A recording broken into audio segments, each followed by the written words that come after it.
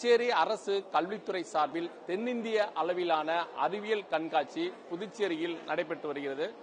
பழைய துறைமுகம் வளாகத்தில் நடக்கும் இந்த அறிவியல் கண்காட்சியில் தென்னிந்திய மாநிலங்களான ஆந்திரா, கர்நாடகா, தெலுங்கானா, கேரளா, தமிழ்நாடு, பாண்டிச்சேரி ஆகிய 6 மாநிலங்களை சேர்ந்த மாணவர்களுடைய கண்டுபிடிப்புகளான அதாவது 190 அறிவியல் மாதிரிகள் மற்றும் கண்டுபிடிப்புகள் இங்கு காட்சிப்படுத்தப்பட்டிருக்கிறது. இந்த படைப்புகள் எவ்வாறு செயல்படுகிறது, எப்படி அது இயங்குகிறது என்பது குறித்து பார்வையாளர்களுக்கு மாணவர்கள் அழகாக விளக்கங்களை கொடுத்து வருகிறார்கள். குறிப்பாக சொல்லப்போனால் தென்னிந்தியாவில் இருக்கும் முக்கிய கண்டுபிடிப்புகள், அதாவது எதிர்காலத்தில் இந்திய விவசாயத்துக்கும் காலநிலைக்கும் பருவநிலை மாற்றத்துக்கும் என்னென்ன கண்டுபிடிப்புகள் தேவை என்பதை பள்ளி மாணவர்கள் அழகாக கண்டுபிடித்து விளக்கங்களை கொடுத்து அசத்தி வருகிறார்கள். விவசாயத்துக்கு ஆட்கள் இல்லாமலே விவசாயம் செய்வதற்கான ரோபோட்டை தமிழ்நாட்டை சேர்ந்த மாணவர் கண்டுபிடித்திருக்கிறார். இது குறித்து அவரிடம் கேட்கலாம். தம்பி, நீங்க தமிழ்நாட்டில் எந்த ஊரு, எந்த ஸ்கூலு, நீங்க என்ன கண்டுபிடிச்சிருக்கீங்க, இந்த கண்டுபிடிப்போட விளக்கத்தை சொல்ல முடியுமா? வணக்கம் சார், என் பேர் ஸ்ரீ ஹரிஹரன். நான் அரசு பள்ளியில் படிக்கிறேன். ஐயம்பாளையம், திருச்சிராப்பள்ளி மாவட்டத்தில் தமிழ்நாட்டில் படிக்கிறேன் சார். இப்போலாம் விவசாயம் அப்படின்றது குறைஞ்சிக்கிட்டே வருது. விவசாயத்துக்கு ஆளும் கிடைக்க மாட்டேங்கிறாங்க. எல்லாரும் விவசாயம் கஷ்டம்னு நினச்சிட்டு இருக்காங்க. அதனால நம்ம என்ன பண்ணலாம், இப்போ நான் கண்டுபிடிச்சிருக்க மிஷினை அந்த விவசாய நிலத்தில் விட்டுட்டா போதும். நம்ம அதை வீட்டில் இருந்தே ஆப்ரேட் பண்ணலாம். இது என்னன்னா ரொம்ப சிம்பிள் தான், சாதாரண டிராக்டர் மாதிரி தான் சார். இது நம்ம ஃபோனில் இருந்தே கண்ட்ரோல் பண்ணலாம். ஓகே சார், இது என்ன பண்ணா, இங்கே கீழே இருக்கு இல்லையா இந்த இடம், இது உழவு ஓட்டும் சார். இது மண்ணை உழவு ஓட்டிகிட்டே போகும். இந்த இடம் இருக்கு இல்லையா, இது விதை தெளிக்கும் சார். இது நம்ம திறந்து விட்டுட்டா இது விதை தெளிக்கும் சார். இது திறந்து விட்டு இது அப்படியே ஸ்ப்ரே ஆகும் சார். இது என்ன பண்ணா, ஏற்கனவே விதை தெளிக்கிற மிஷின் இருந்தாலும் பறவைகள்லாம் பின்னாடி சாப்பிட்டு போயிருது. அதனால என்ன பண்ணலாம், இது பின்னாடி இங்கே ஒரு முட்டுக்கட்டை மாதிரி வச்சுட்டோம்னா அது அப்படியே மூடிடும் சார். அது மட்டும் இல்லாமல் இப்போ மழையும் பெய்ய மாட்டேங்குது அவ்வளோக்கா. அதனால மழைக்காக வெயிட்டும் பண்ண வேணாம். இது மழை தண்ணியும் ஊற்றி வச்சுக்கலாம். இதில் ஏதாச்சும் லிக்விடான உரத்தையும் ஊற்றி வச்சுக்கலாம் சார். ஒருவருக்கு உடல்நிலை சரியில்லை என்றால் முதலுதவி என்பது மிகவும் முக்கியம். எல்லோருக்கும் முதலுதவி என்பது தெரியாது. அந்த மாதிரி நேரத்தில் எவ்வாறு முதலுதவி கொடுத்து ஒருவருடைய உயிரை காப்பாற்றலாம் என்று மாணவர்கள் ஒரு கருவியை கண்டுபிடித்திருக்கார்கள். அந்த கருவி கண்டுபிடிக்கப்பட்டது எப்படி, அவர்கள் எந்த பகுதியை சேர்ந்த மாணவர்கள் என்பது குறித்து அவருடைய விளக்கமாக கேட்கலாம்.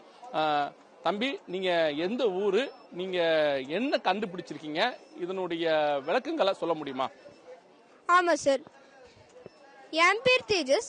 நான் ஹுப்ளியில இருந்திருக்கேன். நான் ஹுப்ளி தார்வாட்ல இருந்திருக்கேன். நம்ம கண்டுபிடிச்சிருக்கிறது சிபிஆர் மஷின்.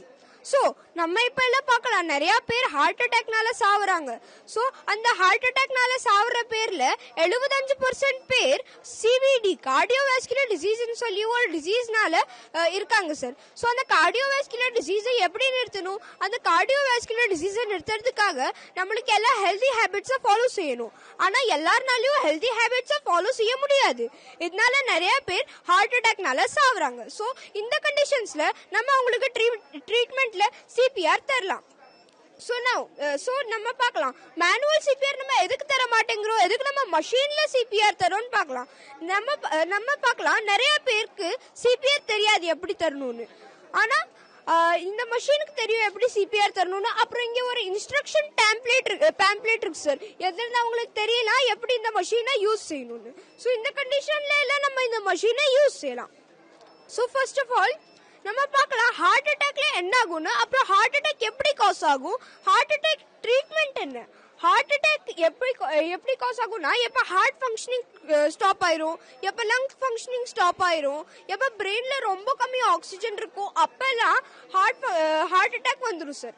ஸோ அந்த டைம்ல நம்மளுக்கு ட்ரீட்மெண்ட்ல சிபிஆர் தரணும். ஸோ இந்த சிபிஆர்னா என்ன, சிபிஆர் தான் பேசிக் லைஃப் சப்போர்ட், பிஎல்எஸ், இல்லைன்னா ஃபர்ஸ்ட் எய்ட் எதை நம்ம ஹார்ட் அட்டாக்காக தருவோம். ஸோ இந்த சிபிஆரை எப்படி தரணும்னு பார்க்கலாம். ஸோ ஃபர்ஸ்ட் நம்மளோட லிட்டில் ஃபிங்கரை யூஸ் செஞ்சு அவனோட ஸ்டமக்ல இருந்து நம்மளோட டெயில் பாட்டுக்கு நம்மளோட லிட்டில் ஃபிங்கரை வைக்க போறோம். அங்க நம்ம 4 ஃபிங்கர்ஸை நம்மளோட லிட்டில் ஃபிங்கர் சைட்ல வைக்க போறோம். பின்ன நம்மளோட ஹிண்ட் ஆஃப் பாம் அந்த 4 ஃபிங்கர் சைட்ல வச்சு நம்மளோட ஆங்கிள்ஸை ஸ்ட்ரெயிட் செஞ்சு இப்படி செஞ்சு சிபிஆர் தர போறோம் சார். ஸோ நம்ம எத்தனை கம்ப்ரெஷன்ஸ் கொடுக்கலாம் சார் ஒரு நிமிஷத்துல உங்க பிரகாரம் சார்? உங்களோட உங்களோட சக்தியில எத்தனை சிபிஆர் தரலாம் சார் நீங்க ஒரு நிமிஷத்துல? ஸோ பார்த்தா சார் ஒரு நிமிஷத்துல நம்மளுக்கு 120 கம்ப்ரெஷன் தரணும் சார். அது எல்லாருனாலையும் ஆகாது.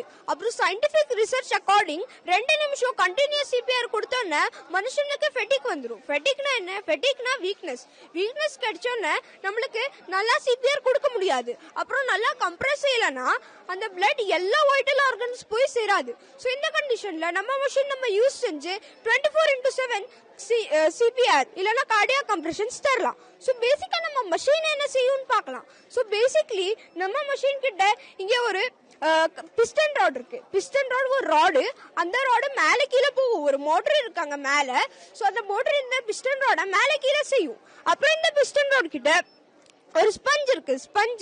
அந்த ஸ்பஞ்ச் என்ன செய்யும்னா இந்த பிஸ்டன் ராட உள்ளார போக விடாது அந்த ஸ்டெஸ்க்குள்ளார. ஸோ அங்கேயே தடுத்து நிறுத்தும். ஸோ இப்படிதான் ஃபர்ஸ்ட் பார்ட் ஆஃப் அவர் மஷின் ஒர்க் செய்யும். I am Priyasakhi, Veerampattinam Jeevarathnam government girls middle school. என்னோட எக்ஸிபிட் பேரு IOT based biometric ambulance technology services. இப்போ ஒரு இடத்துல ஆக்சிடென்ட் நடக்குது, அந்த விக்டிம் அன்கான்ஷியஸா இருக்காங்கன்னா அவங்களோட ஐடென்டிஃபிகேஷனை கண்டுபிடிக்கிறது கஷ்டம். இதே இந்த பயோமெட்ரிக் சென்சார் இருக்க ஆம்புலன்ஸ்ல அவங்கள ஏற்றும் போது இந்த சென்சார் அவங்களோட ஃபிங்கர் பிரிண்ட்டை கேப்சர் பண்ணி நியர்பை ஹாஸ்பிட்டலுக்கு அவங்களோட ஆதார் நம்பரை சென்ட் பண்ணிடும். அது மூலயமா அவங்களோட எலக்ட்ரானிக் மெடிக்கல் ரெக்கார்டை ஆக்சஸ் பண்ணி அவங்களுக்கு இதுக்கு டயாபிட்டிஸ் இருக்கா, இதுக்கு முன்னாடி ஏதாவது ஆப்ரேஷன் பண்ணியிருக்காங்களா, அதெல்லாம் தெரிஞ்சுக்கிட்டு ஸ்பாட்லேருந்து ஹாஸ்பிட்டலுக்கு போகிறதுக்குள்ளே ப்ராம்ப்ட் அண்ட் கரெக்ட் ட்ரீட்மெண்ட்டை அவங்களுக்கு நம்ம கொடுக்கலாம். இதனால டிலேடு ட்ரீட்மெண்ட்டால் நடக்கிற டெத்தை குறைக்கலாம். பர்சனல் நம்பருக்கும் ஒரு எமர்ஜென்சி அலர்ட் மெசேஜ் சென்ட் ஆகிடும்.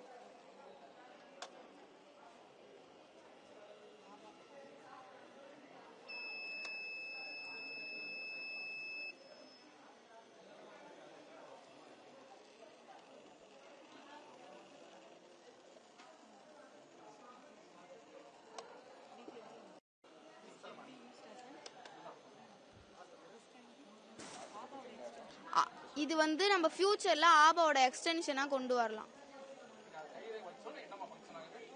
நம்மளோட ஆதார் கார்டு வந்து சென்ட் ஆகும். அது மூலமா அவங்களோட எலக்ட்ரானிக் மெடிக்கல் ரெக்கார்டை ஆக்சஸ் பண்ணலாம். ஆமா, நியர்பை ஹாஸ்பிட்டலுக்கு சென்ட் ஆயிடும்.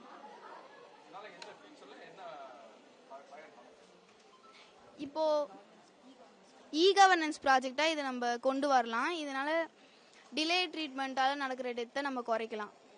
இந்த அறிவியல் கண்காட்சியை காலை நேரத்தில் பல்வேறு பகுதியை சேர்ந்த மாணவிகள் பார்வையிடுவதற்கு ஏற்பாடு செய்யப்பட்டிருக்கிறது. அதே நேரத்தில் இந்த கண்காட்சியை மாலை நேரத்தில் பார்ப்பதற்காக பள்ளி மாணவர்களுடைய பெற்றோர்கள் மற்றும் பொதுமக்களுக்கு அனுமதி அளிக்கப்பட்டிருக்கிறது. மாணவர்கள் காலையிலிருந்து மாலையில் வரை இந்த கண்காட்சியில் பங்கேற்று விளக்குகளை கொடுத்து வருவதால் அவர்களை உற்சாகப்படுத்துவதற்காக மாலை நேரத்தில் இதே வளாகத்தில் மாணவர்களுடைய கண்கவரும் கலை நிகழ்ச்சிகளும் நடத்துவதற்கு ஏற்பாடு செய்யப்பட்டிருக்கிறது. ஒளிப்பதிவாளர் வெங்கட்டுடன் சன் செய்திக்காக மகாராஜா பாண்டி.